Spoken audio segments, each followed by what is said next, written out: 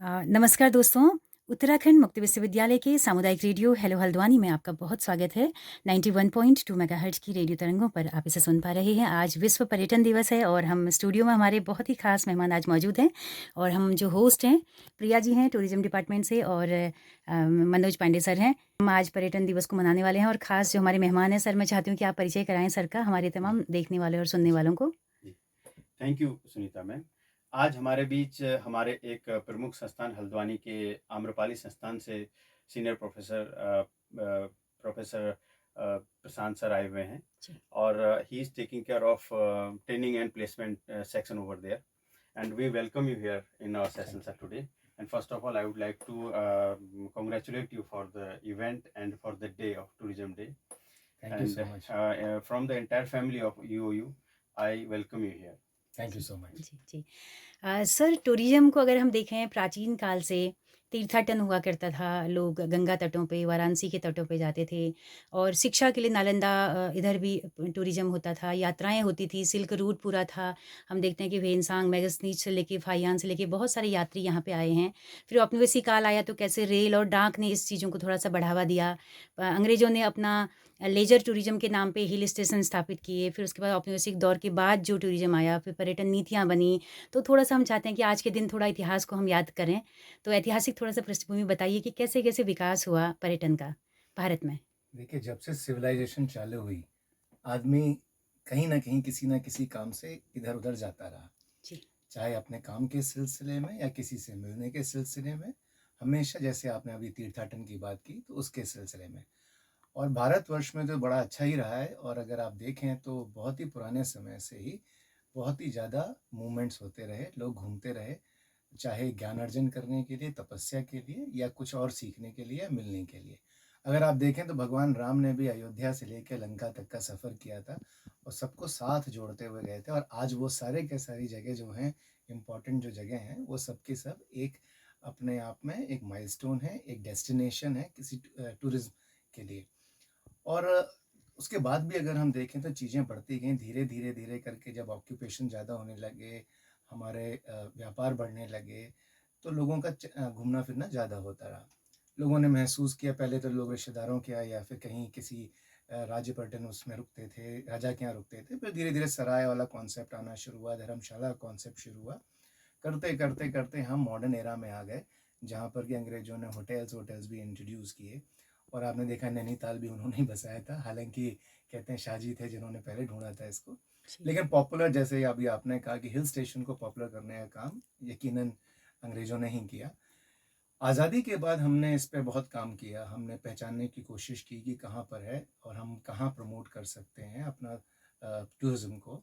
Majorly अगर आप देखें तो हमारे देश में भारतवर्ष में तीर्थ को लेके ज़्यादा पर्यटन होता था, लेकिन धीरे-धीरे लोगों ने लीजर पे भी जाना शुरू किया और अब इंडिया एक और भारत एक बहुत इम्पोर्टेंट डेस्टिनेशन बना हुआ है टूरिज़्म के सेक्टर का।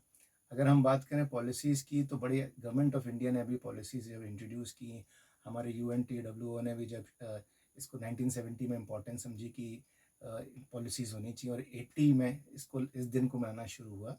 ये जो हम आज वर्ल्ड टूरिज़्म डे मना रहे हैं 27 सितंबर को, तो 1980 से ये परंपरा चालू है और अभी तक निरंतर चल रही है। हर साल एक थीम देने की कोशिश होती है और इस साल भी जैसे सस्टेनेबल ट्रांसफॉर्मेशन है और ये सस्टेनेबिलिटी भी कोई नया शब्द नहीं है, इस पे भी बहुत सारे काम हो चुके हैं, बातें हो चुकी हैं, लेकिन अभी भी ये पूरी तरीके से ग्रासरूट लेवल तक पहुंच नहीं पाया है। और अच्छी बात ये है हमारी इंडस्ट्री की, टूरिज़्म की, कि आप इसे रीजनरेट कर सकते हैं। ये कंज्यूम नहीं होता, अगर इसका ढंग से इस्तेमाल किया जाए, सही तरीके से अगर हम इस्तेमाल करते हुए चलें इसका और हम इसको एक्सप्लॉइट ना करें अदरवाइज़, तो हम इसे साल दर साल हम इसका इस्तेमाल कर सकते हैं, रीजनरेट कर सकते हैं, यूज़ कर सकते हैं। मैं भी, मेरी आने वाली पीढ़ियाँ भी और मेरे पूर्वजों ने भी जैसे इसका इस्तेमाल किया। जी, जी, जी। तो ज़िम्मेदारी हमारे ऊपर है। जी, बिल्कुल। तो प्रिया, मैं चाहती हूँ कि थीम के इर्द-गिर्द हम कुछ सवाल करें। जी, बिल्कुल, आज बिल्कुल, मैं आपकी पर्यावरणीय संकट बहुत बड़े हैं, पर्यावरणीय दबाव हैं, बिल्कुल। तो आप क्या पूछना चाहेंगी सर से? सर मैं आपसे पूछना चाहूँगी जैसे आपने भी बात की इस साल के थीम की जो है टूरिज़्म एंड सस्टेनेबल ट्रांसफॉर्मेशन। अब आप ही ने मतलब आपसे ही मेरा ये सवाल निकला कि जैसे आपने बोला कि पॉलिसी बनी है इतनी सारी हमारी बढ़िया से एसडीजी गोल्स को ध्यान में रखते हुए, बट वो पॉलिसी टू प्रैक्टिस गैप है सर वो हम कम कैसे कर सकते हैं? कोई सजेशन आपका इस पे? नहीं, बहुत अच्छा सवाल है और यही बात आता है पब्लिक पार्टिसिपेशन का, स्टेक होल्डर पार्टिसिपेशन का। यहाँ स्टेक होल्डर खाली गवर्नमेंट नहीं है, यहाँ स्टेक होल्डर कम्युनिटी है, यहाँ स्टेक होल्डर ट्रैवलर है, टूरिस्ट है, गवर्नमेंट ऑर्गेनाइजेशंस हैं, प्राइवेट प्लेयर्स हैं, सब हैं। हम कहा जाए तो पूरी कम्युनिटी, सिटीजन्स और एंड यूज़र जो भी है, ये सब के सब हम स्टेक होल्डर्स हैं। जब तक कि हम सब इसकी ज़रूरत महसूस नहीं करेंगे, हम सब इसका ख्याल नहीं रखेंगे, जैसे घर होता है, घर में क्या किसी एक प्राणी की ही जिम्मेदारी होती है उस घर का ख्याल रखने की? बिल्कुल। सबकी जिम्मेदारी है।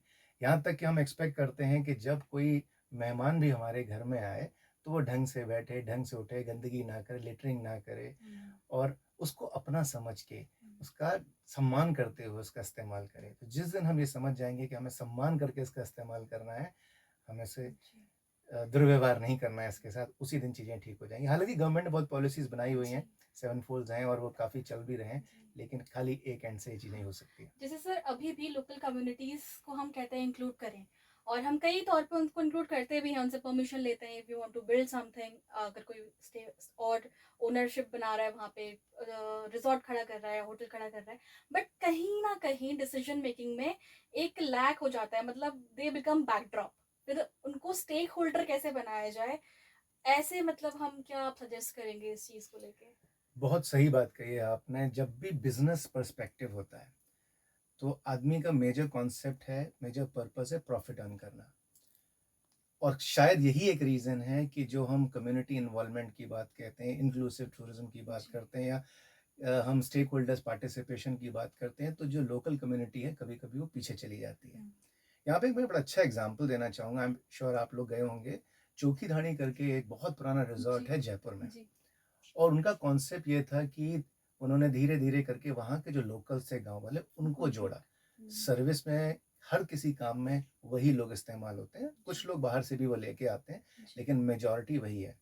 सिमिलरली अल्मोड़ा में एक रिज़ॉर्ट है, मैं अभी नाम नहीं लेना चाहूँगा उसका, लेकिन उनका भी वही कॉन्सेप्ट है और वो पार्किंग उस रिज़ॉर्ट से करीब आधा किलोमीटर दूर है और वहीं कम्युनिटी के लोगों को ही उन्होंने लिया हुआ है और वहाँ से वही पैदल आपका सामान लेके जाते हैं और आप एक जगह पहुँचते हैं, वो क्लिफ़ पे बना हुआ है बिल्कुल रिज़ॉर्ट और आप एक अलग दुनिया में होते हैं। ना वहाँ पंखा है, ना कुछ है और सब लोकल कम्युनिटी का ही पूरा का पूरा इन्वॉल्वमेंट है। हमने दोनों तरह से देखा है, कई बार ये भी देखा है कि लोकल कम्युनिटी भी ओवर एक्सपेक्ट करने लग जाती है। देखिए हमारा जो बिज़नेस है, जो हमारी इंडस्ट्री है, इसमें ब्रेक इवन आने में भी टाइम लगता है और जब तक कि सब पूरा माहौल एक अच्छा नहीं होगा, एक टूरिस्ट, एक कस्टमर वहाँ नहीं आना चाहता।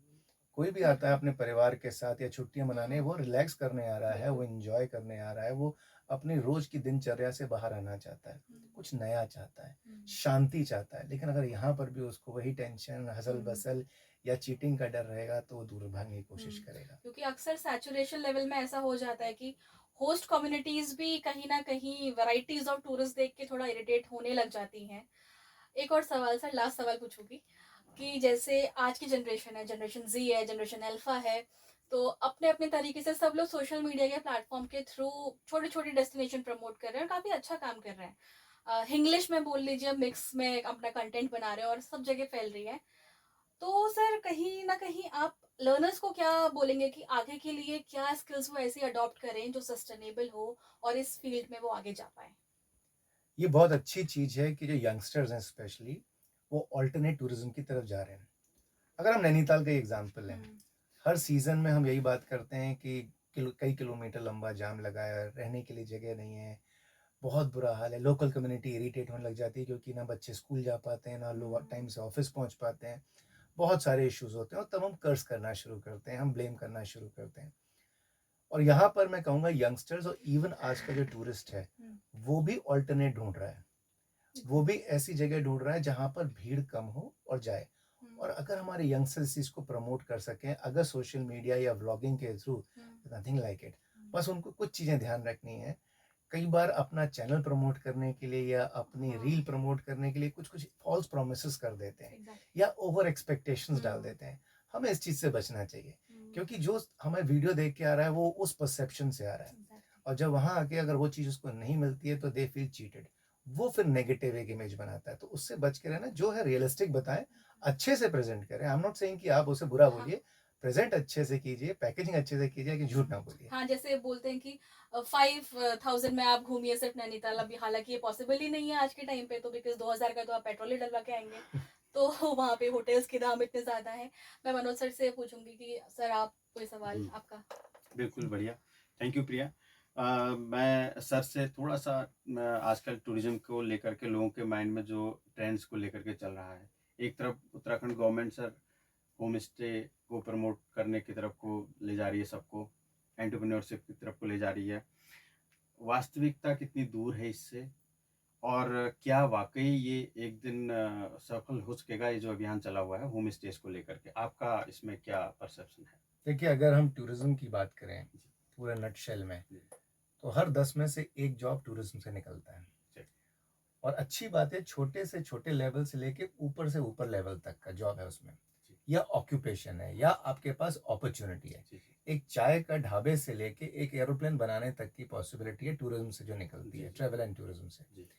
जो आपने बात रखी होम स्टेज की, कुछ जगह इसका इस्तेमाल गलत हो गया।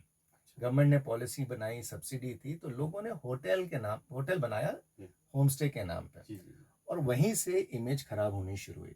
अभी गवर्नमेंट ने फिर से उस पर काफ़ी एम्फेसिस डाला है और बहुत ध्यान रखा है कि ओनर जो है वो साथ में रहना चाहिए, जो कि बेसिक रिक्वायरमेंट है। बहुत बड़ा नहीं होना चाहिए। लोगों ने 50-50 कमरे के होटल बनाया, उसका नाम होम स्टे रख दिया है। तो it's a kind of cheating. आप ओनर से मिल नहीं पा रहे हैं, ओनर का खाना नहीं खा पा रहे, ओनर के साथ, परिवार के साथ नहीं टाइम स्पेंड कर पा रहे हैं। कॉन्सेप्ट क्या था? आपका कल्चर, आपकी लोकल कम्युनिटी को प्रमोट करना, एक ब्रिज बनाना जिससे एक दूसरे से लोग सीखें। जो दिल्ली या मुंबई में रह रहा है, हसल बसल उसकी पार्ट है लाइफ का। जब वो यहाँ आता है, अब वो देखता है खाना एक अलग प्रकार का, बहुत ही पौष्टिक खाना है, बिल्कुल खेतों से वहीं निकल के आ रहा है, ऑर्गेनिक वो एक्सपेक्ट करता है, लोगों का बहुत सिंपल होना एक्सपेक्ट करता है। लेकिन यहाँ पर भी अगर हम वो उसको इटालियन और उसको चाइनीज़ और वियतनामीज़ और मैक्सिकन दे रहे हैं, तो वो तो वहाँ मुंबई में भी खा लेगा, दिल्ली में भी खा लेगा।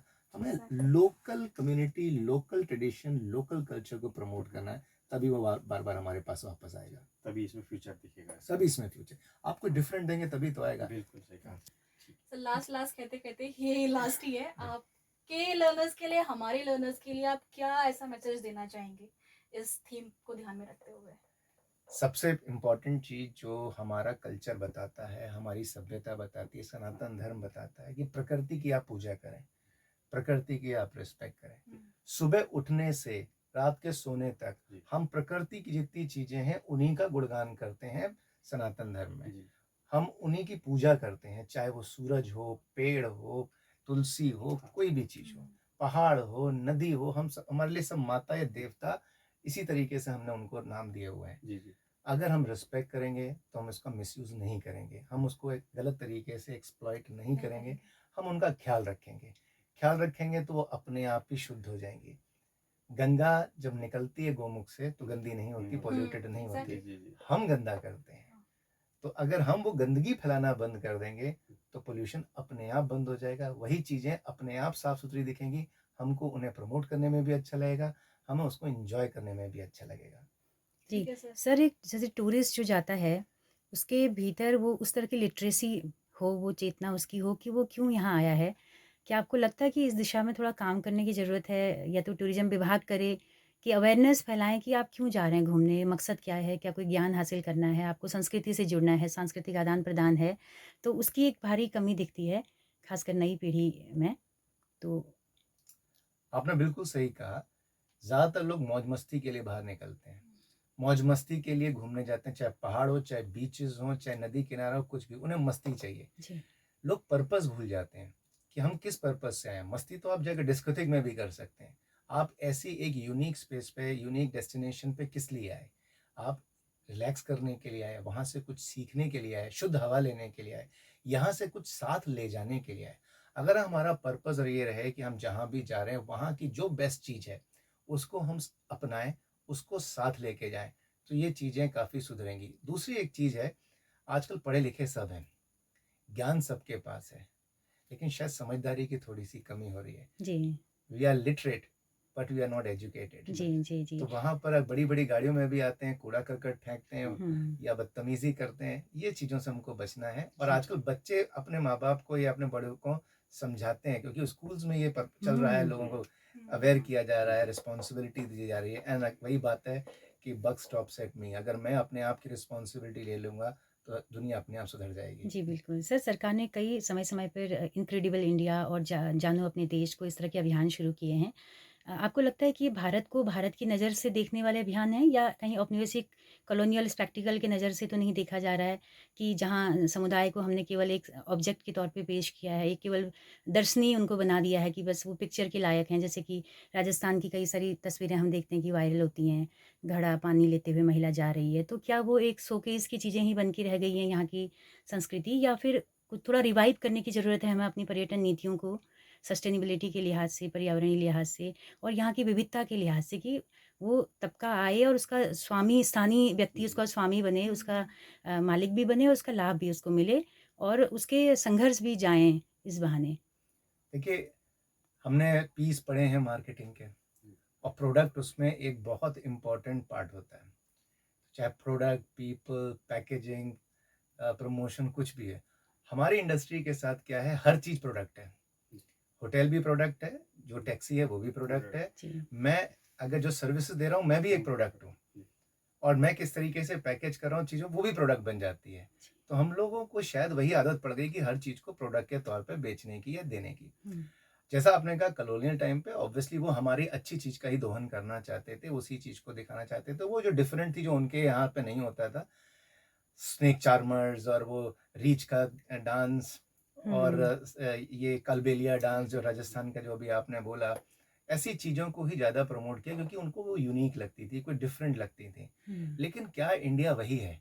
क्या भारत वही है? भारत एक बहुत विविधता वाला देश है। हमारे यहाँ पहाड़ हैं जो बर्फ़ से ढके हुए हैं, तो हमारे यहाँ बीचेस भी हैं, समुद्र भी हैं। हमारे ओशन है, सी है, डेज़र्ट है, रिवर्स हैं, लेक्स हैं, ठंडी जगह हैं, गर्म जगह हैं, उमस वाली जगह हैं, ट्रॉपिकल फॉरेस्ट हैं। हमारे पास सब कुछ है, जो एक पृथ्वी पे होता है वो सब कुछ हमारे पास है। हमारे पास ग्लेशियर्स भी हैं। तो इतनी विविधता जब हमारे पास है, तो हम क्यों अभी भी वो रीछ का डांस और स्नेक चार्मर और हुँ, कलबेलिया के पीछे पड़े हैं? जो आर्ट है उसको प्रमोट करना चाहिए। हम्म, और किसी भी चीज़, जो हमने पहले भी बात की, सस्टेनेबल अगर आपको होना है, तो जब तक आप लोकल कम्युनिटी को नहीं जोड़ेंगे, स्टेक होल्डर नहीं बनाएँगे, उनका फ़ायदा उसमें नहीं दिखेगा, आप उसको प्रमोट नहीं कर सकते, क्योंकि फिर रेजिस्टेंस आना शुरू होता है। जब रिपेल करेगा अगर लोकल, तो वो उसमें कभी पार्टिसिपेट नहीं करेगा, रादर उसके फिर वो ऑब्स्टिकल्स लाना शुरू करेगा, और उसके पास बहुत तरीके हैं ऑब्स्टिकल्स लाने के लिए, या तो कोर्ट का सहारा, या जाम लगाने का, या कोई और न्यूसेंस का। जी। तो उससे हमें बचना है। जी, बिल्कुल। तो चलते-चलते हमारा क्या उत्तराखंड पर्यावरणीय और भौगोलिक लिहाज से कैसे इतना संवेदनशील है कि हम यहाँ पे धार्मिक टूरिज़्म को बहुत अधिक बढ़ावा दें, जैसा कि अभी हो रहा है? देखिए, हमारे पहाड़ बहुत कमज़ोर हैं। ज्योग्राफिकली अगर हम कहें, तो वाक़ई बहुत संवेदनशील हैं। हुँ, हम एक अर्थक्वेक प्रोन एरिया में भी हैं, और जिस तरीके से लोग अवेयर हुए हैं, या रिलीजियस हुए हैं, या शायद उसको भी एक पिकनिक का उन्होंने एक रूप बना दिया है, इतना जाना ठीक नहीं है किसी भी जगह पर। हमारे अगर पुराने धर्म में, आप शास्त्रों में भी देखें, तो तीर्थाटन किसी एक उम्र के बाद होता था। हनीमून मनाने की जगह नहीं होती हुँ। थी, दोस्तों के साथ घूमने की जगह नहीं होती थी। उससे हमको बचना चाहिए। कोई भी चीज़ कंट्रोल में होगी, अच्छी लगेगी। मैं मीठा खाना चाहूँ, चाहे मुझे रसमलाई बहुत पसंद है, लेकिन अगर सुबह से लेके शाम तक मैं रसमलाई खाऊँगा, तो मैं नहीं खा सकता। जी, बिल्कुल। तो सर विदा लेते हैं, है ना? ऊपर बिल्कुल अभी आपका व्याख्यान भी सुनना है पूरे विश्वविद्यालय ने। जी तो प्रिया जी के साथ में, मनोज जी के साथ में और सर के साथ में रेडियो मित्र अपनी सुनीता भास्कर को दीजिए इजाज़त। नमस्कार। Thank you. धन्यवाद। Thank you